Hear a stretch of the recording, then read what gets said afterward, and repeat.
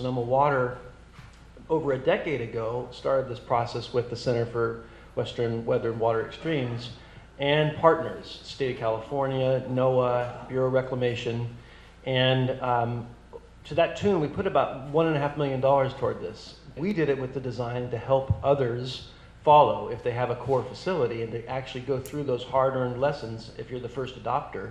So they've been done by design to replicate.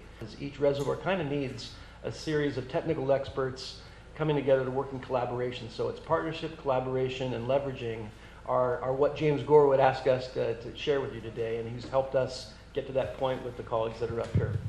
Punchline is, this is a year where we had a serious drought. This is our first chance to actually try it out.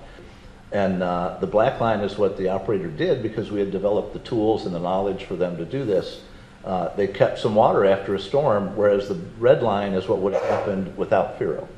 And that difference is about enough water for 30,000 households for a year, which is a really significant contribution to this region. Marty's been talking about the technical aspects of what are needed to do FERO, but we need to think about the policy aspects as well, because we're talking about, in essence, changing operational criteria that have been adopted by the Corps of Engineers. And there's been a number of efforts by folks like Sonoma, for example, working with the Corps to start putting some of this into statute, both in appropriations and now in authorizing legislation. And definitely a next or follow-up stage on that is to truly roll it out nationwide. We even put electronic tags in these fish, and those tags, there's a network of antennas that detect the movement of fish out of the system into the ocean, and then as they return back, so we can actually see individuals, and you'll see the size of the fish when they're released. They're just a few inches long.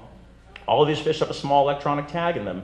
When they come back to spawn, we can detect those fish spawning in some of the exact same habitats they were released into, which gives us confirmation that the project's working, and it gives all the regulatory agencies that mandated this work the confidence that we can continue to have this incredible water supply and minimize its environmental impacts on the fish population. I do want to thank profusely the staff at NACo for the attention, the careful coordination, and all the work they did to make sure you had good information and a good tour out in Sonoma County. I know it was very important to James Gore that we do this right. It's just Sonoma County's blessed. We really are, and we thank you for your service. Thank you for your interest in hearing out some of the challenges and supporting the work that you've heard about today.